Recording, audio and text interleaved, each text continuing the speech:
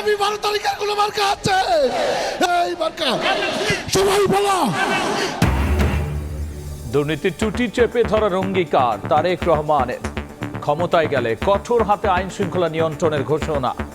ধানের শীষ জয়ী হলে সবাইকে নিয়ে দেশ গড়ার প্রত্যয়। যে কোনো মূল্যে আগামী বিএনপি সরকার দুর্নীতির টুটি চেপে ধরবে।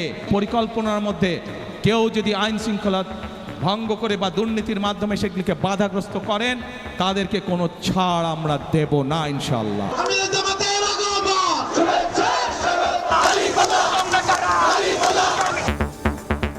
কায়দা করে 39 ঋণ খেলাপিকে প্রার্থী বানানো দল কিভাবে দেশকে দুর্নীতিমুক্ত করবে? প্রশ্ন জামাত আমিরের। ভোটের বাক্সে হাত দিলে গুড়িয়ে দেওয়ার হুঁশিয়ারি। যাদের সংসদ সদস্য 39 জন গুরুতর ঋণ খেলাপি, কায়দা করে তাদেরকে বানানো হয়েছে ক্যান্ডিডেট, তারা বাংলাদেশের মানুষকে দুর্নীতিমুক্ত করবে না। দেখছিলেন প্রধান শিরোনাম। রাতের সময় সঙ্গে আছি আমি গোলাম রাব্বি। এবার অন্যান্য শীর্ষ সংবাদ। পথে পথে ভোটের আমেজ, দেশ জুড়ে নির্বাচনী প্রচারের উচ্ছ্বাস, ভোটারদের কাছে টানতে নানা প্রতিশ্রুতি, পাল্টাপাল্টি অভিযোগ প্রার্থীদের। দিল্লিতে শেখ হাসিনার বক্তব্যে হুমকির মুখে বাংলাদেশের গণতান্ত্রিক রূপান্তর। অভ্যন্তরীণ হস্তক্ষেপে ক্ষোভ জানালো ঢাকা, সম্পর্কে নেতিবাচক প্রভাব পড়ার সতর্কতা। মাত্র 5 মিনিটে তৈরি হচ্ছে হাতবোমা। দেশের বিভিন্ন এলাকায় সক্রিয় গোপন চক্র সরবরাহ হচ্ছে চড়া দামে। আইন শৃঙ্খলা বাহিনীর চোখ ফাঁকি দিয়ে চলে কর্মী প্রশিক্ষণ। আদানির বিদ্যুতে বাংলাদেশের গচ্চা $10 বিলিয়ন। বছরে বাড়তি গুনতে হচ্ছে $500 মিলিয়ন। আইনি লড়াইয়ের পরামর্শ চুক্তি পর্যালোচনা কমিটির। এবং পদ্মা সেতু, কর্ণফুলী টানেল ও পায়রা বন্দর নির্মাণে বেড়েছে নিত্যপণ্যের দাম। দাবি বাণিজ্য উপদেষ্টার। সরবরাহ ব্যবস্থা জোরদারে এবার রোজায় কমবে জিনিসপত্রের দর।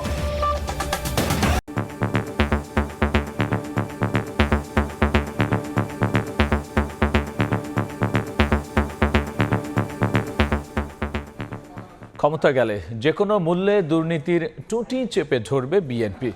দেশ গড়ার পরিকল্পনায় কেউ বাধা সৃষ্টি করলে নেওয়া হবে কঠোর ব্যবস্থা। চট্টগ্রামে নির্বাচনী জনসভায় এমন হুঁশিয়ারি দিলেন বিএনপির চেয়ারম্যান তারেক রহমান। বলেছেন, ক্ষমতায় গেলে সমালোচনা ভুলে সবাইকে নিয়ে একসঙ্গে কাজ করবে বিএনপি। তরুণদের কর্মসংস্থান ও ব্যবসায়ীদের জন্য নিরাপদ পরিবেশ ফেরানোর প্রতিশ্রুতিও দিয়েছেন তারেক রহমান। আহমেদ সালেহিনের রিপোর্ট। মার্কা আছে, আগামী 12 তারিখের কোনো মার্কা আছে, সেই মার্কা সবাই বলা। সমুদ্রের ঢেউ যেন আছড়ে পড়েছে চট্টগ্রামের পলোগ্রাউন্ড মাঠে। লক্ষ জনতার দৃষ্টি পুরো মঞ্চ জুড়ে এক নেতার অপেক্ষায়। ততক্ষণে দীর্ঘ অপেক্ষার অবসান। বিএনপি চেয়ারম্যান তারেক রহমান আসলেন, তবে মঞ্চে না উঠে চলে এলেন সাধারণ মানুষের মাঝে। উচ্ছ্বাসে তখন ফেটে পড়ে পলোগ্রাউন্ড। তিনি মঞ্চে ওঠার পর সাধারণ মানুষ, নেতাকর্মী ও সমর্থকদের মুখে তখন তারেক বন্দনা স্লোগানে প্রকম্পিত হতে থাকে চট্টগ্রাম। ভোর থেকে চট্টগ্রাম বিভাগের বিভিন্ন স্থান থেকে ব্যানার, ফেস্টুন, প্ল্যাকার্ড হাতে আসতে থাকেন কর্মী, সমর্থক ও সাধারণ মানুষ। মাঠ যখন কানায় কানায় পূর্ণ, তখন অপেক্ষার অবসান ঘটে নির্বাচনী জনসভার। বক্তব্য দিতে উঠেই বিএনপি চেয়ারম্যান তারেক রহমান সালাম জানিয়ে চট্টগ্রামের ভাষায় কুশল বিনিময় করেন বন্দর নগরীর মানুষের সঙ্গে।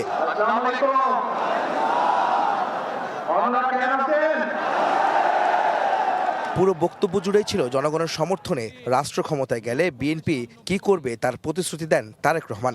শিক্ষা, চিকিৎসা, কৃষি, নারী পুরুষের কর্মসংস্থান সহ নানা বিষয়ে বিএনপির পরিকল্পনা তুলে ধরেন তিনি। আমরা চাই গ্রামের মানুষের কাছে, গ্রামের নারীদের কাছে, গ্রামের শিশুদের কাছে স্বাস্থ্য সেবা তাদের ঘরে ঘরে পৌঁছে দিতে, এবং সেজন্যই আমরা 1 লক্ষ হেলথ কেয়ারার নিযুক্ত করার পরিকল্পনা গ্রহণ করেছি। কেইপিজেডের মতন আর ইপিজেড আমরা তৈরি করব, যাতে আরো লক্ষ লক্ষ তরুণ সমাজের সদস্যরা সেখানে চাকরি সংস্থান করতে পারে। চট্টগ্রামকে বাণিজ্যিক রাজধানী হিসেবে গড়ে তোলার পাশাপাশি এই শহরের জলাবদ্ধতা নিরসনে পদক্ষেপ নেওয়ার প্রতিশ্রুতি দেন তারেক রহমান। এছাড়াও বিএনপি চেয়ারম্যান বলেন, তাদের দল ক্ষমতায় গেলে মানুষের নিরাপত্তা নিশ্চিত করা ও দুর্নীতির টুটি চেপে ধরা হবে অন্যতম প্রধান কাজ। এই অঞ্চলের মানুষের একটি বড় দাবি আছে, কি সেটি? বাণিজ্যিক রাজধানী। ইনশাআল্লাহ বিএনপি আগামী 12 তারিখে নির্বাচনে আপনাদের সমর্থনে বিএনপি সরকার গঠনে সক্ষম হলে খালেদা জিয়ার সেই উদ্যোগ যত দ্রুত সম্ভব আগামী বিএনপি সরকার সেটিকে বাস্তবায়ন করবে। যে কোনো মূল্যে আগামী বিএনপি সরকার দুর্নীতির টুটি চেপে ধরবে। আমরা যেসব পরিকল্পনা গ্রহণ করেছি সেই সব পরিকল্পনার মধ্যে কেউ যদি আইন শৃঙ্খলা ভঙ্গ করে বা দুর্নীতির মাধ্যমে সেগুলিকে বাধাগ্রস্ত করেন তাদেরকে কোনো ছাড় আমরা দেব না ইনশাআল্লাহ। নির্বাচন নিয়ে ষড়যন্ত্রের কথা বললেও পুরো বক্তব্যে কোনো দল বা ব্যক্তির বিরুদ্ধে সমালোচনা করেননি তারেক রহমান। বিগত 15 বছর যেভাবে আপনাদের রাজনৈতিক এবং অর্থনৈতিক অধিকার ছিনিয়ে নেওয়া হয়েছিল সেরকম একটি ষড়যন্ত্র আবারও শুরু হয়েছে। আপনাদের প্রতি আমার আহ্বান, এই ষড়যন্ত্র সম্পর্কে সকালে সজাগ থাকবেন। প্রতিদ্বন্দ্বী দল যারাই হোক না কেন, আমরা যদি শুধু সমালোচনা করার অর্থে শুধু সমালোচনাই করি, দেশের মানুষের পেট ভরবে? পেট ভরবে না। গণতন্ত্র ও মানুষের অধিকার রক্ষায় চট্টগ্রামের পলো গ্রাউন্ডের জনসমাবেশ থেকে আবারও ধানের শীষের পক্ষে ভোট চান তারেক রহমান। আপনাদের এলাকার উন্নয়নের দায়িত্ব এই মানুষগুলোর উপরে থাকবে। পাহাড় ও সমুদ্র ঘেরা বারোয়াউলিয়ার শহর চট্টগ্রাম বিভাগের বিভিন্ন জেলায় নির্বাচনী প্রচারণা চালাচ্ছেন বিএনপি চেয়ারম্যান তারেক রহমান। জনগণের ভোটে রাষ্ট্র পরিচালনার দায়িত্ব পেলে দেশের আর্থসামাজিক উন্নয়ন ও মানুষের অধিকার রক্ষায় অতীতের মতো কাজ করুন বলেও প্রতিশ্রুতি দিচ্ছেন তিনি।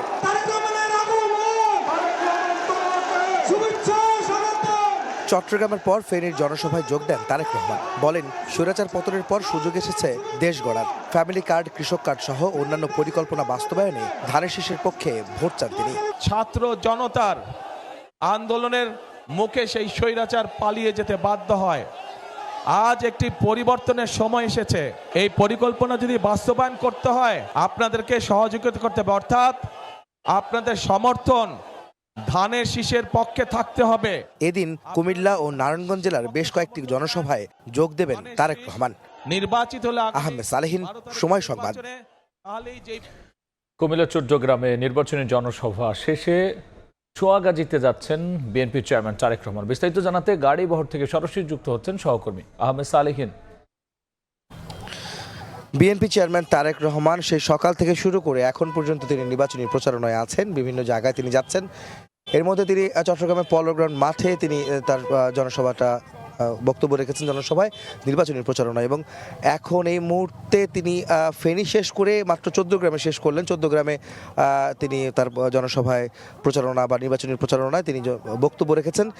সেখানে তিনি ধানের শীষের পক্ষে যেমন ভোট চেয়েছেন, তেমনি তাদের পরিকল্পনা কি সরকার গঠন করতে পারলে জনগণের সমর্থনে সেই বিষয়গুলি কিন্তু তুলে ধরেছেন। বিশেষ করে তিনি বলেছেন যে বিএনপির বিরুদ্ধে গত কয়েকদিন যাবৎ বেশ কিছু সমালোচনা হচ্ছে, বিভিন্ন দলের পক্ষ থেকে বিএনপির বিরুদ্ধে সমালোচনা হচ্ছে, তবে তিনি সমালোচনাকে কানে নিতে চান না। সমালোচনাকে দূরে ঠেলে তিনি কাজ করতে চান মানুষের জন্য, দেশের জন্য। সেই বিষয়গুলি কিন্তু তিনি বলেছেন এবং বলেছেন যে যারা দেশ পরিচালনা আগে করেননি সেই দলগুলো আসলে বিএনপির বিরুদ্ধে কথা বলছে। আসলে বিএনপির দেশ পরিচালনার অভিজ্ঞতা রয়েছে এবং তারা চান যে জনগণের জানমাল রক্ষা এবং তাদের সামাজিক আর্থসামাজিক উন্নয়নের ক্ষেত্রে বিএনপি ভূমিকা রাখবে এবং সরকারে গেলে তারা জনগণকে সঙ্গে নিয়ে তারা কাজ করবেন, সেই প্রতিশ্রুতি কিন্তু বিএনপির চেয়ারম্যান তারেক রহমান দিয়েছেন। এবং তিনি বলেছেন যে যারা আজকে বিএনপির বিপক্ষে কথা বলছেন তারা আসলে মূলত আবোল তাবোল কথা বলছেন। এ ধরনের বক্তব্য কিন্তু তিনি দিয়েছেন যে তিনি আসলে বলেছেন যে আমার বিএনপি সমালোচনা করতে চান না, চায় না কারো গীবত গাইতে চায় না, কারো সমালোচনা করে বা গীবত করে আসলে কোনো রকমের কারো সাধারণ মানুষের কোনো উপকার হবে না, সাধারণ মানুষের আসলে পেট ভরবে না, এই ধরনের বক্তব্য তিনি দিয়েছেন। তিনি বলেছেন যে সমালোচনা না করে দেশকে এগিয়ে নিতে কাজ করতে হবে, সেটি বিএনপি করছে এবং বিএনপি আগামী দিন জনসমর্থনে রাষ্ট্র ক্ষমতায় গেলে জনগণকে সঙ্গে নিয়ে তাদের পরিকল্পনাগুলি বাস্তবায়ন করবেন এবং সেই কারণে তিনি ধানের শীষের পক্ষে ভোট চাইলেন এই 14 গ্রামে সমাবেশে। তো এই ছিল আমার কাছে বিএনপি চেয়ারম্যান তারেক রহমানের আজকে সারাদিনের যে নির্বাচনী প্রচারণার সবশেষ খবর। আমরা যুক্ত ছিলাম আমাদের তারেক রহমানের যে জনসভা চলছে এবং এক জনসভা থেকে তিনি আরেক জনসভায় যাচ্ছেন, সেই মাঝখান থেকে কুমিল্লা থেকে যুক্ত হয়েছিলেন আমাদের সহকর্মী আহমেদ সালেহীন। আর আমরা একটু আগে রিপোর্টগুলো দেখছিলাম যে নির্বাচনী জনসভা থেকে শুরু করে বিএনপি তাদের ভোট টানতে কিভাবে সমাবেশে উপস্থিত হচ্ছেন তাদের চেয়ারম্যান তারেক রহমান, এসব বিষয় নিয়ে আলোচনার জন্য এখানে স্টুডিওতে যুক্ত হয়েছেন সহকর্মী হাসান ওয়ালি। যাচ্ছি তার কাছে। ওয়ালি, আমরা দেখছিলাম রিপোর্ট এবং সাথে সাথে আমাদের সহকর্মী কিন্তু যুক্ত হয়েছিলেন জনসভার যে এখন যে পথে, সেই পথে থেকে। এবং আমরা যদি একটু বলি যে এই যে চট্টগ্রামে যে জনসভা হলো, সেখানে আসলে মূল কি আলোচনায় তিনি নিয়ে আসলেন? আপনি জানেন যে আজকে চতুর্থ দিনের মতো প্রচারণা চলছে এবং দীর্ঘদিন যেহেতু বাংলাদেশে প্রতিদ্বন্দ্বিতামূলক নির্বাচন হয়নি, মানুষের অভিযোগ রয়েছে নানামাত্রিক, যার ফলে কিন্তু এবারে কিন্তু মানুষের অবস্থান বা সরব উপস্থিতি কিন্তু আমরা দেখছি প্রতিটি জনসভাতে। আপনি তারেক রহমানের কথা বলছিলেন, আজকে তিনি সকালে শুরু করেছেন চট্টগ্রাম থেকে, শুরুতেই তরুণদের নিয়ে একটি অনুষ্ঠানে তিনি তাদের নানান প্রশ্নের জবাব দিয়েছেন। এরপরে চট্টগ্রামে তিনি জনসভায় অংশ নিয়েছেন পোলোগ্রাউন্ড মাঠে। এরপরে তিনি ফেনীতে কথা বলে একটু আগে কুমিল্লায় কথা বলেছেন। যে বিষয়গুলো তিনি মূলত সামনে এনেছেন, যেমন ক্ষমতায় গেলে সমালোচনা ভুলে সবাইকে নিয়ে ঐক্যবদ্ধভাবে কাজ করবে বিএনপি, এমন প্রতিশ্রুতির কথা বলেছেন তারেক রহমান। কর্মসংস্থান বৃদ্ধির কথা তিনি বলেছেন। চট্টগ্রাম শহরে জলাবদ্ধতা নিরসনের প্রতিশ্রুতি তিনি দিয়েছেন। চট্টগ্রামকে বাণিজ্যিক নগরী করার জন্য এটি কার্যকরভাবে যাতে করে করা যায়, সব ধরনের পরিকল্পনা বিএনপি সরকার আসলে নেবে, এমন প্রতিশ্রুতির কথা তিনি জানিয়েছেন। একই সঙ্গে তিনি দুর্নীতির টুটি চেপে ধরার কথা বলেছেন। অর্থাৎ তিনি বলছেন যে দুর্নীতি যদি নিয়ন্ত্রণে না আনা যায়, তাহলে অন্য কোনো কাজ করলে সেটি সফল হওয়া সম্ভব না। এর আগে আসলে দুর্নীতি এবং একই সঙ্গে আইনের শাসন প্রতিষ্ঠা করতে হবে এবং দুর্নীতি রোধ করতে হবে, যেটি আসলে তারেক রহমান নির্বাচনী প্রচারণা শুরু থেকে কিন্তু নানানভাবে এই বার্তাটি দিচ্ছেন।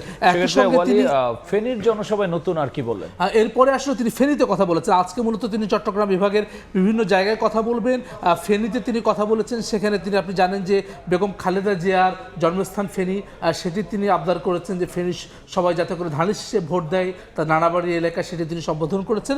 তিনি বলেছেন যে স্বৈরাচারের পতনের পর দেশ গড়ার সুযোগ এসেছে, সেই সুযোগ কাজে লাগানোর সেই প্রতিশ্রুতি, সেই শপথ তিনি পুনর্ব্যক্ত করেছেন। একই সঙ্গে পরিকল্পনা, যে পরিকল্পনাগুলো বিএনপি নিয়েছে, ফ্যামিলি কার্ড, কৃষক কার্ড সহ কর্মসংস্থান সৃষ্টির দক্ষ নাগরিক গড়ে তোলার জন্য, এসব পরিকল্পনা বাস্তবায়ন করতে চাইলে ধানের শীষে ভোট দিতে হবে, সেই প্রতিশ্রুতি জনগণের কাছ থেকে তিনি নিয়েছেন, ধানের শীষে ভোট নেওয়ার। একই সঙ্গে জিয়াউর রহমান, শহীদ রাষ্ট্রপতি জিয়াউর রহমান এবং বেগম খালেদা জিয়া যে অসমাপ্ত কাজ ছিল, অর্থাৎ বিশেষত শহীদ রাষ্ট্রপতি জিয়াউর রহমানের যে খাল খনন কর্মসূচি, যেটি বিএনপির এবারের যেই কর্মসূচি, অর্থাৎ যেই প্রতিশ্রুতি ইশতেহার, সেখানেও নিয়ে এসেছেন। এই সব কিছু আবারও শুরু করবে বিএনপি ক্ষমতা আসলে পরে এবং সেই অসমাপ্ত কাজগুলো সম্পন্ন করবে, সেই প্রতিশ্রুতির কথাও কিন্তু তিনি বলেছেন। একটু আগে আপনি দেখেছেন কুমিল্লা 14 গ্রামে তিনি কথা বলেছেন, কুমিল্লায় আরেকটি জনসভায় তিনি অংশ নেবেন, নারায়ণগঞ্জে তিনি অংশ নেবেন, আরও কয়েকটি জনসভা কিন্তু এরই মধ্যে রয়েছে। অর্থাৎ আজকে রাতের মধ্যেই সেই জায়গাগুলোতে বিএনপি চেয়ারম্যান তারেক রহমান অংশ নেবেন, বক্তব্য দেবেন। বলে আরেকটি দিক যদি আমরা একটু দেখি, যে আরেকটি বড় জোট, এবং আমরা যদি জামাতের কথা বলি, এবং তারা 10 দলীয় জোট করেছেন, সেক্ষেত্রে তারাও তো নির্বাচনী প্রচারণা সরব। আমি শুরুতে যেমন বলছিলাম যে প্রতিদ্বন্দ্বিতাপূর্ণ নির্বাচন হবে এমন আশায় কিন্তু আসলে সবাই একেবারে মাঠে নেমেছেন এবং সাধারণ মানুষ এবং সেই দলগুলোর নেতাকর্মীদের মধ্যেও কিন্তু একটি চাঙা ভাব আমরা দেখতে পাচ্ছি। আজকে জামায়াতে আমির গতকালকে তিনি উত্তরবঙ্গ সফর শেষ করেছেন, আজকে জামায়াতের ঢাকায় 3টি জনসভায় তিনি বক্তব্য দিয়েছেন। সেই প্রতিবেদনটি আমরা দেখে আসবো। উত্তরবঙ্গে 2 দিনের সফর শেষ করে এবার ঢাকায় নির্বাচনী প্রচারণার মাঠে জামাতের আমির ডাক্তার শফিকুর রহমান। রোববার গেন্ডারিয়ায় জোটের জনসভায় অংশ নেন তিনি। এ সময় তার সঙ্গে ছিলেন 10 দলীয় জোটের শীর্ষ নেতারা। ঢাকা মহানগর দক্ষিণ জামাতের বিভিন্ন ইউনিটের নেতাকর্মীরা খণ্ড খণ্ড মিছিল নিয়ে জড়ো হন পুরান ঢাকার ধূপখোলা মাঠে। দুপুরের জনসভায় পুরো মাঠ কানায় কানায় পূর্ণ হয়ে যায়, লোকে লোকারণ্য হয় আশপাশ। প্রধান অতিথির বক্তব্যে ঋণ খেলাপিদের কায়দা করে প্রার্থী বানানো দল কিভাবে দেশ দুর্নীতিমুক্ত করবে প্রশ্ন তুলেন জামাতের আমির। একটা দল শুনলাম ইদানিং বলছেন তাদের হাতে দেশ আসলে তারা নাকি দুর্নীতি নিয়ন্ত্রণ করবেন। যাদের সংসদ সদস্য 39 জন গুরুতর ঋণ খেলাপি, কায়দা করে তাদেরকে বানানো হয়েছে ক্যান্ডিডেট, তারা বাংলাদেশের মানুষকে দুর্নীতিমুক্ত করবে। এর আগে রাজধানীর অন্যতম প্রবেশদ্বার যাত্রাবাড়িতে নির্বাচনী জনসভায় যোগ দেন ডাক্তার শফিকুর রহমান। সেখানে তিনি বলেন, জামাত সরকার গঠন করলে নারীদের নিরাপদ কর্মসংস্থান গড়ে তুলবে। কর্মজীবী নারীদের জন্য ইভিনিং বাস সার্ভিস চালু করা হবে। আপনাদেরকে রিপ্রেজেন্ট করার দুঃসাহস দেখাবে না। কর্মকে কর্মক্ষেত্রে কোনোভাবেই আপনাদেরকে আর হেনস্থার শিকার হতে হবে না। মর্যাদা এবং নিরাপত্তার সাথে আপনারা করবেন। চলাচলের সময় বিশেষ করে পিক আওয়ারে বড় শহরগুলোতে রাজধানী সহ আমরা শুধু মহিলাদের জন্য ইভিনিং বাস সার্ভিস চালু করবো ইনশাআল্লাহ। জামাত আমির অভিযোগ করেন কেউ কেউ হেরে যাওয়ার ভয়ে পাকা পথে পা বাড়ানোর চেষ্টা করছে। ভোট অনিয়মের চেষ্টা হলে রুখে দেওয়ার হুঁশিয়ারি দেন তিনি। হেরে যাওয়ার ভয়ে পাকা অন্ধকার গলিপথে চলতে পারেন। আমরা নির্দিষ্ট কোনো দলকে বলছি না, ব্যক্তিকেও বলছি না। আমরা আশা করব জুলাইয়ের চেতনাকে উপলব্ধি করে এগুলা থেকে সরে আসবেন। যদি না আসেন মনে রাখবেন জুলাই যোদ্ধারা, যুবক যুবতীরা ঘুমায় যায়নি। তাদের প্রথম কাজটা করেছে, দ্বিতীয় কাজের জন্য তারা এখন প্রস্তুত। তাদের বুটে কেউ হাত দেবেন না, হাত দিলে আগুন জ্বলবে। রোববার সন্ধ্যায় বকশীবাজার আলিয়া মাদ্রাসা মাঠে ঢাকা ৭ আসনে দাঁড়িপাল্লার প্রার্থীর পক্ষে জনসভায় অংশ নেন জামায়াতের আমির ডাক্তার শফিকুর রহমান। এখানেও নানা প্রতিশ্রুতি দেন তিনি। বলেন, জামাত ক্ষমতায় গেলে বেকার ভাতা নয়, যুবকদের সম্মানজনক কর্মসংস্থানের ব্যবস্থা করা হবে। নাজমুস সালেহী, সময় সংবাদ, ঢাকা। জামাত আমির এবং তাদের জোটের সমাবেশ নিয়ে যদি একটু বলেন। আমরা প্রতিবেদনটি দেখছিলাম, তিনি যাত্রাবাড়ি, গেন্ডারিয়া এবং বকশীবাজারে বক্তব্য রেখেছেন। মূলত ঢাকা ৫, ৬ এবং ৭ আসনে যে প্রার্থীরা রয়েছেন তাদের সমর্থনে তিনি অংশ নিয়েছিলেন এবং একই সঙ্গে আশেপাশে বিভিন্ন আসনের প্রার্থীদেরকেও তিনি পরিচিত করে দিয়েছেন। আমরা যদি দেখি মোটা দাগে জামায়াতের আমির ডাক্তার শফিকুর রহমান যে এই বক্তব্যগুলো দিয়েছেন, তিনি বলছেন হেরে যাওয়ার ভয়ে বাঁকা পথে হাঁটার চেষ্টা করছে কেউ কেউ, এমন অভিযোগ তিনি তুলেছেন। এবার ভোটের বাক্সে হাত দিলে গুড়িয়ে দেওয়া হবে এমন হুঁশিয়ারি তিনি উচ্চারণ করেছেন। একই সঙ্গে ক্ষমতায় গেলে বেকারদের সম্মানজনক কর্মসংস্থানের ব্যবস্থা করা হবে যে প্রতিশ্রুতি জামাতের, সেটি তিনি পুনর্ব্যক্ত করেছেন। একই সঙ্গে তিনি পরবর্তীতে বক্তব্য রেখেছেন বকশীবাজারে ঢাকা আলিয়া মাঠে। সেখানে তিনি বলেছেন ফ্যাসিবাদ ঠেকাতে গণভোটে হ্যাঁ জয়ী করতে হবে, গণভোটে হ্যাঁ দেওয়ার পক্ষে তিনি আহ্বান জানিয়েছেন। একই সঙ্গে ঋণ খেলাপিদের ছায়া দিয়ে দুর্নীতিমুক্ত দেশ গড়ার স্বপ্ন হাস্যকর এমন কথা তিনি বলেছেন। একটি দল ঋণ খেলাপিদেরকে মনোনয়ন দিচ্ছে, তারা কিভাবে দুর্নীতিমুক্ত বাংলাদেশ গড়বে এমন প্রশ্ন তিনি রেখেছেন, এমন অভিযোগ তিনি করেছেন। একই সঙ্গে ক্ষমতায় গেলে শাসক নয় সেবক হওয়ার প্রতিশ্রুতি দিয়েছেন জামাত আমির। অসংখ্য ধন্যবাদ আলোচনা যুক্ত হওয়ার জন্য। আপনাকেও ধন্যবাদ। নির্বাচনী প্রচারণায় বড় দলগুলো এবং জোটের কার কি অবস্থান, এসবের বিস্তারিত নিয়ে আলোচনায় যুক্ত হয়েছিলেন সহকর্মী হাসান ওয়ালি। এদিকে সারা দেশে জমজমাট নির্বাচনী প্রচারণা। জোটের প্রচারে নানা প্রতিশ্রুতি দিচ্ছেন প্রার্থীরা। ঠাকুরগাঁও ১ আসনে প্রচারে অংশ নিয়ে নির্বাচিত হলে দুর্নীতিবাজদের বিরুদ্ধে দৃষ্টান্তমূলক ব্যবস্থা নেওয়ার হুঁশিয়ারি দিয়েছেন বিএনপির মহাসচিব মির্জা ফখরুল ইসলাম আলমগীর। বিভিন্ন স্থানে দাঁড়িপাল্লার প্রচারণা সামগ্রী ছিঁড়ে ফেলা সহ আচরণবিধি নিয়ে নানা অভিযোগ করেছেন জামাত প্রার্থীরা। ঢাকা ১১ আসনের প্রচারে অংশ নিয়ে এনসিপির আহ্বায়ক নাহিদ ইসলাম বলেছেন, ১২ ফেব্রুয়ারি সব চাঁদাবাজ ও সন্ত্রাসীদের শেষ দিন হবে।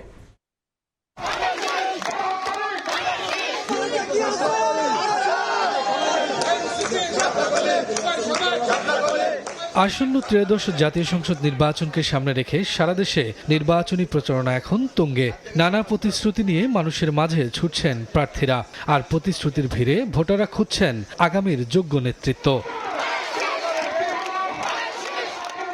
ঠাকুরগাঁও ১ আসনে প্রচারণায় অংশ নেন বিএনপি মহাসচিব মির্জা ফখরুল ইসলাম আলমগীর। নির্বাচিত হলে দুর্নীতিবাজদের বিরুদ্ধে দৃষ্টান্তমূলক ব্যবস্থা নেয়ার হুঁশিয়ারি দেন তিনি। অন্যদিকে ঢাকায় নিজ নিজ আসনে মির্জা আব্বাস, ইশরাক হোসেন, আমিনুল হক, শেখ রবিউল ইসলাম রবি এবং বিদ্রোহী প্রার্থী সৈয়দ আবু বকর সিদ্দিক সাজু প্রচারণা চালান। আমার দলের কোনো লোক এই ধরনের দুর্বৃত্তায়নের সঙ্গে, অপরাধের সঙ্গে যদি কেউ জড়িত থাকে আমাদেরকে বলবেন, আমরা সাথে সাথে তার বিরুদ্ধে ব্যবস্থা নেব। মানুষকে ঘায়েল করতে হলে যে সমস্ত অস্ত্রগুলো দরকার সেই অস্ত্রগুলো তারা ব্যবহার করছে এবং এই সমস্ত কথার এবং ডকুমেন্টারি ফিল্মের কোনো সত্যতা নাই। আপনারা যদি এই বিভাজনটা সৃষ্টি করেন, আপনারা যদি আমাদের একে অপরের প্রতি সম্মান হানি করেন, তাহলে এটার আলটিমেট বেনিফিশিয়ারিটা কারা হবে এটা একটু চিন্তা করে দেখবেন। সেবা খাতগুলিকে আগে ফাংশন করাতে হবে, সেটি না হলে জনদুর্ভোগ হচ্ছে। এদিকে রাজধানীর কল্যাণপুরে প্রচারণায় নামেন ঢাকা ১৪ আসনের জামায়াত প্রার্থী ব্যারিস্টার মীর আহমদ বিন কাসিম আরমান। এদিকে ঢাকা ১৭ আসনে প্রচারণা চালান দলটির প্রার্থী ডাক্তার SM খালিদুজ্জামান। খুলনা ৫ আসনে প্রচারণার পর বিএনপির ফ্যামিলি কার্ডের সমালোচনা করেন দলটির সেক্রেটারি জেনারেল মিয়া গোলাম পরোয়ার। ভোট দাঁড়িপাল্লা থেকে এনে আর একদিকে নেওয়ার এই সমস্ত ভুয়া চেষ্টা, বাংলার মানুষেরা তো বোকা নেই। কিছু কিছু জায়গায় আমাদের ফেস্টুন খুলে ফেলা হয়েছে এবং দাঁড়িপাল্লার যে প্রতীকটা ভেঙে ফেলা হয়েছে। আমরা আশা করব অন্যান্য দলের যারা প্রার্থী আছেন তারা তাদের কর্মী বাহিনীকে নিবৃত্ত করবেন। আমরা আহ্বান জানাবো আচরণবিধির আক্ষরিক অনুসরণ করার জন্য যেন সকল প্রার্থীকে বাধ্য করে অন্তর্বর্তী সরকার। এদিকে ঢাকার 17 আসনে নির্বাচনী প্রচারণায় নেমে এনসিপির আহ্বায়ক নাহিদ ইসলাম বলেন 12 ফেব্রুয়ারি হবে চাঁদাবাজ ও সন্ত্রাসীদের শেষ দিন। এছাড়া রংপুর 4 আসনে প্রচারণায় অংশ নিয়ে ভোটারদের রায় দেওয়ার আহ্বান জানান এনসিপির প্রার্থী আক্তার হোসেন। কোনো সুবিধার বিনিময়ে বা কোনো মিথ্যা আশ্বাসে আপনারা যাতে ভোট না দেন, আপনারা যাকেই দেন আপনারা চিন্তা ভাবনা করে যোগ্য প্রার্থীকে দিবেন, যিনি সত্যিকার অর্থেই আপনার এলাকার এবং দেশের পরিবর্তন করতে সক্ষম। একটা পক্ষ আছে একটা আধিপত্যবাদ মুক্ত দুর্নীতি মুক্ত বাংলাদেশ করতে চায়, আর একটা পক্ষ আছে ওরা একটা গোলামীর বাংলাদেশ বানাতে চায়। দেশের নানা প্রান্তে প্রার্থীদের এই প্রাণান্তকর ছুটে চলা চলবে আগামী 10 ফেব্রুয়ারি পর্যন্ত। শফিকুজ্জামান রুবেল, সময় সংবাদ, ঢাকা। স্বচ্ছ বিশ্বাসযোগ্য নির্বাচনের আয়োজন করবে ইসি। কূটনীতিকদের সঙ্গে বৈঠক শেষে ব্রিফিংয়ে ভোটারদের সর্বোচ্চ নিরাপত্তা নিশ্চিতের আশ্বাস দিয়েছেন প্রধান নির্বাচন কমিশনার। যাদের সাথে আমরা কথা বলেছি অ্যাম্বাসেডাররা, দে আর ভেরি হ্যাপি যে আমরা যে কাজ করেছি তারা অত্যন্ত খুশি এবং তারা আস্থাশীল যে আমরা ইনশাল্লাহ একটা ক্রেডিবল ইলেকশন আমরা ইনশাল্লাহ উপহার দিতে পারবো। আমরা বুঝিয়েছি যে এখানে আমরা নিশ্চিদ্র নিরাপত্তার ব্যবস্থা ইনশাল্লাহ আমরা করব। রাতের সময়ে আরও থাকছে ভারী তুষারপাতে বিপর্যস্ত যুক্তরাষ্ট্র। 18 অঙ্গরাজ্যে জরুরি অবস্থা জারি, প্রায় 15,000 ফ্লাইট বাতিল, বিদ্যুৎ বিচ্ছিন্ন 1 লাখেরও বেশি বাড়িঘর। দিল্লিতে অবস্থানরত মানবতা বিরোধী অপরাধে মৃত্যুদণ্ডপ্রাপ্ত শেখ হাসিনার বক্তব্য নিয়ে ক্ষোভ জানিয়েছে ঢাকা। ভারতের ভূমিকা নিয়ে প্রশ্ন তুলে পররাষ্ট্র মন্ত্রণালয় বলেছে দণ্ডিত ব্যক্তিকে প্রকাশ্যে বিদ্বেষমূলক বক্তব্য দেওয়ার অনুমতি দেয়া দেশের সার্বভৌমত্বের প্রতি অশ্রদ্ধা, অভ্যন্তরীণ বিষয়ে হস্তক্ষেপ এবং প্রতিবেশী সুলভ আচরণের পরিপন্থী। বিকেলে পররাষ্ট্র মন্ত্রণালয়ের সংবাদ বিজ্ঞপ্তিতে বলা হয় দিল্লিতে 23 জানুয়ারি প্রকাশ্য অনুষ্ঠানে পলাতক সাবেক প্রধানমন্ত্রী শেখ হাসিনার বক্তব্য দেওয়ার বিস্ময় ও ক্ষোভ জানিয়েছে অন্তর্বর্তী সরকার। প্রত্যর্পণ না করে উল্টো শেখ হাসিনাকে উস্কানিমূলক বক্তব্য দেওয়ার সুযোগ দেয়ায় বাংলাদেশের গণতান্ত্রিক রূপান্তর, শান্তি ও নিরাপত্তা হুমকির মুখে পড়েছে বলে উদ্বেগ জানানো হয়, যা ঢাকা দিল্লির সম্পর্কের ক্ষেত্রে নেতিবাচক প্রভাব ফেলবে বলেও সতর্ক করা হয় বিজ্ঞপ্তিতে। আদানির বিদ্যুতে বাংলাদেশের গচ্চা $10 বিলিয়ন, বছরে বাড়তি গুনতে হচ্ছে $500 মিলিয়ন। বিকেলে বিদ্যুৎ ভবনে সংবাদ সম্মেলনে এসব তথ্য তুলে ধরে চুক্তি পর্যালোচনা সংক্রান্ত জাতীয় কমিটি। চুক্তিতে দুর্নীতির তথ্য আদানিকে জানানোর পাশাপাশি সিঙ্গাপুরে সালিসি আদালতে আইনি লড়াইয়ে যাওয়ারও পরামর্শ দেয় কমিটি। দেশে বিদ্যুতের প্রায় 10% যোগান আসে ভারতের ঝাড়খণ্ডে নির্মিত আদানির কয়লাভিত্তিক কেন্দ্র থেকে। কিন্তু শুরু থেকেই চুক্তি কয়লার মান ও দাম নিয়ে আছে বিতর্ক। অন্তর্বর্তী সরকার গঠনের পর 2024 সালের সেপ্টেম্বরে গঠন করা হয় আওয়ামী লীগ সরকারের আমলে বিশেষ বিধানের আওতায় বিদ্যুৎ ও জ্বালানি খাতের চুক্তি পর্যালোচনা কমিটি। কমিটির চূড়ান্ত প্রতিবেদন নিয়ে রোববার বিদ্যুৎ ভবনে সংবাদ সম্মেলনে বলা হয় বিশেষ বিধানের আওতায় বিদ্যুৎ কেন্দ্র নির্মাণে জাতীয় স্বার্থের চেয়ে অগ্রাধিকার পেয়েছে গোষ্ঠী স্বার্থ। বিশেষ আইনের অপব্যবহার, যোগসাজশ, দুর্নীতি, রাজনৈতিক নিয়ন্ত্রণের ফলে পিডিবি এখন দেউলিয়ার পথে। আদানির করাপশন নিয়ে অলরেডি আমাদের অ্যান্টি কারাপশন কমিশন কাজ করছে, আমরা ওদেরকে সব মেটিরিয়ালস দিয়েছি, আমাদের ডিসপোজালে যাচ্ছে। সংবাদ সম্মেলনে জাতীয় কমিটি জানায় 40% অর্থ বাড়তি দেওয়া হচ্ছে আদানিকে। তার মানে আমরা প্রতি বছর $400 থেকে $500 মিলিয়ন বেশি দিচ্ছি তাকে। $25 বিলিয়ন মধ্যে যদি 40% বাড়তি হয় তাহলে আমরা প্রায় $10 বিলিয়ন একটা কন্ট্রাক্টে দিচ্ছি, যেটা আমাদের মানে মনে হচ্ছে এটা চুরি করে করা হয়েছে। একটা সুস্থ মস্তিষ্কের আমলা বা রাজনীতিবিদ সই করতে পারে না, সেই চুক্তিটাই প্রথম প্রমাণ যেখানে দুর্নীতি হয়েছে। আদানি চুক্তিতে সম্পৃক্ত বিদ্যুৎ খাতের অনেকের পকেটে $1 মিলিয়ন ঢুকেছে বলে দাবি করে পর্যালোচনা কমিটি। যারা ডাইরেক্টলি চুক্তির সঙ্গে জড়িত ছিল, সই করেছে, এবং আপনারা যদি অ্যামাউন্ট জানতে চান, আমার মনে হয়, আমার এক্স্যাক্টলি খেয়াল নাই, কয়েক $1 মিলিয়ন মতন লেনদেন হয়েছে, এবং যারা এই 7-8 জন লোকের এখানে জড়িত ছিল। আদানির চুক্তি বাতিল কিংবা সিঙ্গাপুরের সালিশি আদালতে মামলা হবে কিনা তার ভার অন্তর্বর্তী সরকার নয়, পরবর্তী নির্বাচিত সরকারের দিকে ঠেলে দিয়েছে পর্যালোচনা কমিটি। এই গভর্নমেন্টের তো সময় নাই। ফারুক ভিয়া, রবিন, সময় সংবাদ, ঢাকা। দেশের বিভিন্ন এলাকায় সক্রিয় হাত বোমা তৈরির এক গোপন নেটওয়ার্ক। খেলার ছলে সর্বোচ্চ 5 মিনিটেই হাত বোমা বানাচ্ছে চক্রটি। চাহিদা অনুযায়ী চড়া দামে সরবরাহ করছে ক্রেতার কাছেও। আবার আইন শৃঙ্খলা বাহিনীর নজরদারি এড়িয়ে চালিয়ে যাচ্ছে কর্মী প্রশিক্ষণের কাজও। দেখব সাইফুল ইসলাম রুদ্র রিপোর্ট।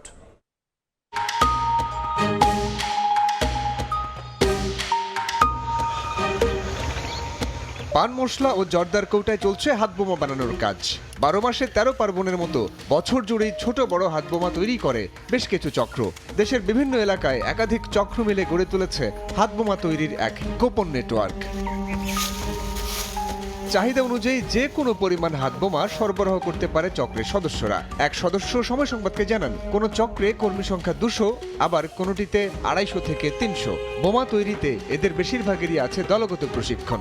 আগে কমপ্লিট করা থাকলে একটা বোম বানাইতে সর্বোচ্চ 5 থেকে 7 মিনিট টাইম লাগে। আমার মতো অনেক কারিগর আছে বানানোর মতো, নিজেকে দলীয় লোকেরাই আর কি বানায়, হায়ার মানুষে কম করে। ধরেন মানুষ যদি থাকে একটা দলের ভিতরে 2000, তাহলে প্রায় আপনার 2 থেকে 300 মানুষই এটি বানাইতে পারে, তারা এই অভিজ্ঞতা আছে। বিশেষ উপলক্ষ ঘিরে পোর্টেবল ডিভাইসের মতোই বোমা তৈরির উপকরণ ও কেমিক্যাল আলাদা ভাগে ভাগ করে সঙ্গে রাখেন তারা। চেষ্টা করেন নিরাপদ দূরত্ব বজায় রেখে যতটা সম্ভব কাছাকাছি থাকার। বিপদ দেখলে নিরাপদে সরে যান যে যার মতো। এই কারিগরেরা এতটাই দক্ষ যে অনেকটা খেলার ছলে তৈরি করে প্রতিটি হাতবোমা। এক একটি তৈরিতে সময় লাগে 3 থেকে সর্বোচ্চ 5 মিনিট। বিক্রি হয় 4 থেকে 5 গুণ দামে। এটা মজুরি দেওয়া হয় 400 টাকা পার পিস, যে বানায় দেয় আর কি। আর আপনার এক একটা খরচ পড়ে 15 থেকে 1600 টাকা। বোমা তৈরি লাভজনক হওয়ায় আইন শৃঙ্খলা বাহিনীর কঠোর নজরদারি এড়িয়ে দেশের বিভিন্ন প্রান্তে চলে কর্মী প্রশিক্ষণের কাজ। সাইফুল রুদ্র, সময় সংবাদ, ঢাকা। রাতের সময় আরও থাকছে। কেন্দ্রীয় চুক্তিতে রাখার বিষয়ে বিসিবির সঙ্গে আলোচনা হয়নি, জানালেন সাকিব। আইসিসির সঙ্গে যোগাযোগ ঘাটতির জন্যই বিশ্বকাপ থেকে বাদ বাংলাদেশ, মন্তব্য আমিনুল হকের। এবার বাণিজ্যের সংবাদ।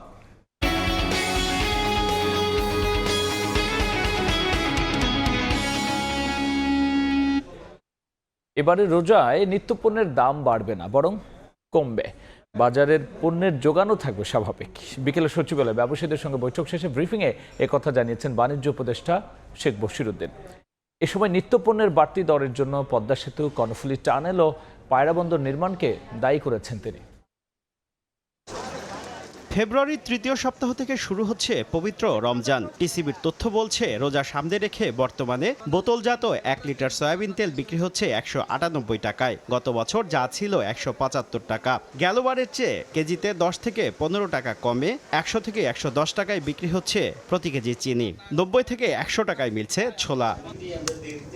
এমন পরিস্থিতিতে রোববার সচিবালয়ে ব্যবসায়ীদের নিয়ে বৈঠক শেষে বাণিজ্য উপদেষ্টা শেখ বশিরউদ্দিন জানান, গতবারের চেয়ে এবছর ভোজ্য তেল, খেজুর, চিনি, ছোলা, পেঁয়াজ সহ অন্যান্য পণ্যের আমদানি 40% বেশি হয়েছে। ব্যবসায়ীদের আশ্বাসে সন্তোষ জানিয়ে বাণিজ্য উপদেষ্টা বলছেন, রোজায় পণ্যের দাম বাড়ার কোনো কারণ নেই। গড় আমদানির তৈরি হয়েছে গত বছরের থেকেও প্রায় 40% বেশি, এবং বাজারের মূল্য স্থিতিশীল থেকে নিম্নগামী। তো আমরা এক্সপেক্ট করি যে ইনশাল্লাহ বাজার স্থিতিশীল থাকবে। সম্প্রতি পদ্মা সেতু নির্মাণের কারণে চালের দাম 20 টাকা বেড়েছে এমন মন্তব্য করে সমালোচিত হন বাণিজ্য উপদেষ্টা। এবার নিত্যপণ্যের দাম বাড়ার জন্য পদ্মা সেতুর সঙ্গে যোগ করলেন কর্ণফুলী টানেল ও পায়রা বন্দরকেও। শুধু যে পদ্মা সেতু তা না, এটা কর্ণফুলী টানেলও, এটা পদ্মা ব্রিজের যে রেল সেতু লাগানো হয়েছে, যে পায়রা বন্দর করা হয়েছে, যে জায়গায় মাত্র 4 মিটার ড্রাফট, ওইটা কি পোর্ট না ঘাট, এটাও একটা চিন্তার বিষয়। এবং বিভিন্ন রকমের যে অযাচিত এবং অপরিণামদর্শী যে প্রকল্প ব্যয় করা হয়েছে, তার একটা সামগ্রিক রিফ্লেকশন আসছে আমাদের নিত্যপণ্যের বাজারে। এটাতে অস্বীকার করার কোনো জায়গা নেই। এ সময় মন্ত্রীদের জন্য বিলাসবহুল ফ্ল্যাট নির্মাণে সরকারের নেওয়া প্রকল্পের বিষয়ে জানতে চাইলেও মন্তব্য করতে রাজি হননি বাণিজ্য উপদেষ্টা। টাকা খরচ হয়ে গিয়েছে। শুভ খান, সময় সংবাদ, ঢাকা।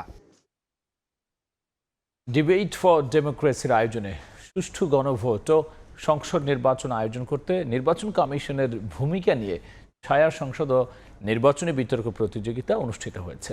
রোববার রাজধানীর এফডিসিতে আয়োজিত এই বিতর্ক প্রতিযোগিতায় অংশ নেয় স্টেট ইউনিভার্সিটি অব বাংলাদেশ এবং তেজগাঁও কলেজের বিতর্কিকরা।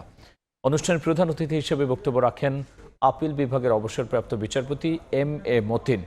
সভাপতিত্ব করেন ডিবেট ফর ডেমোক্রেসির চেয়ারম্যান হাসান আহমেদ চৌধুরী কিরণ। বিতর্ক প্রতিযোগিতায় বিচারকের দায়িত্ব পালন করেন অধ্যাপক আবু মোহাম্মদ রইস সহ জ্যেষ্ঠ সাংবাদিকরা। প্রতিযোগিতা শেষে অংশগ্রহণকারী দলগুলোর হাতে ট্রফি, ক্রেস্ট ও সনদপত্র তুলে দেওয়া হয়।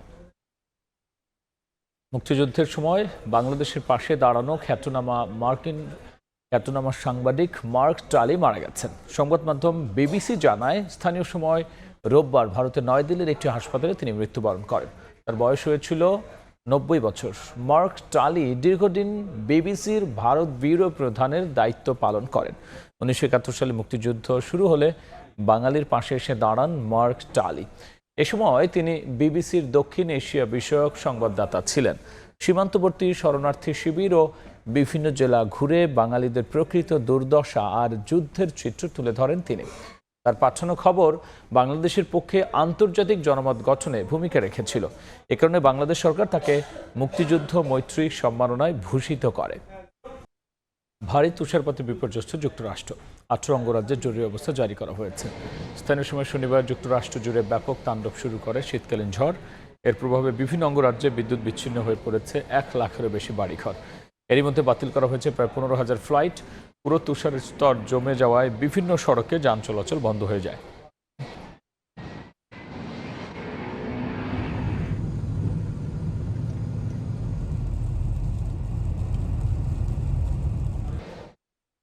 সংবাদ সম্মেলনে সাকিব আল হাসানকে কেন্দ্রীয় চুক্তিতে রাখার প্রস্তাবের কথা বলা হলেও এখনো পর্যন্ত তার সঙ্গে এ বিষয়ে কোনো কথা হয়নি বলে বিসিবির এ সময় সংবাদে জানিয়েছেন সাকিব নিজেই। এদিকে আইসিসির সঙ্গে বিসিবির যোগাযোগের অভাবেই বাংলাদেশ বিশ্বকাপে খেলার সুযোগ হারিয়েছে বলে মন্তব্য করেছেন আমিনুল হক। আসন্ন টি-20 বিশ্বকাপে বাংলাদেশের জায়গায় স্কটল্যান্ডকে অন্তর্ভুক্ত করে গতকাল বিজ্ঞপ্তি দিয়েছে আইসিসি, যার ফলে বিশ্বকাপে খেলা হচ্ছে না বাংলাদেশের। এজন্য বোর্ডকেই দোষলেন ফুটবল দলের সাবেক অধিনায়ক ও বিএনপি ক্রীড়া বিষয়ক সম্পাদক আমিনুল হক। আইপিএলে মুস্তাফিজ ইস্যু সঠিকভাবে সামাল দিতে পারলে এমন পরিস্থিতি তৈরি নাও হতে পারত বলে মনে করেন তিনি। এছাড়াও নিজেদের দায় এড়াতেই সাকিব আল হাসানকে আবারও জাতীয় দলে ফেরানোর প্রসঙ্গ বিসিবি সামনে এনেছে দাবি আমিনুলের। আমাদের বাংলাদেশ ক্রিকেট বোর্ড, ভারতীয় ক্রিকেট বোর্ড এবং আইসিসির সাথে কথা বলে এটাকে একটা ভালো সিদ্ধান্তর পর্যায়ে নিয়ে আসতে পারত। বাট এখানে আমার কাছে মনে হয়েছে যে কোথাও না কোথাও কমিউনিকেশনের অভাবের কারণে এটিকে আরও সুন্দরভাবে সমাধান করা যেত। ক্রিকেট বোর্ড বিশ্বকাপ ক্রিকেট খেলতে যাবে না, এখন তারা স্ট্যান্ডবাজি করে সাকিবকে দেশে ফিরিয়ে আনার জন্য ব্যবস্থা করা হচ্ছে। এটি সিদ্ধান্ত তো ক্রিকেট বোর্ড দিতে পারে না। এ পর্যায়ে শীর্ষ সংবাদ জানিয়ে দিচ্ছে আরও একবার। আগামী 12 তারিখে কোনো মার্কা আছে, এই মার্কা সবাই বলো। দুর্নীতির টুটি চেপে ধরার অঙ্গীকার তারেক রহমানের। নির্বাচনী জনসভায় বললেন, গিবতে পেট ভরবে না মানুষের, দেশের কল্যাণে কাজ করে যাবে বিএনপি।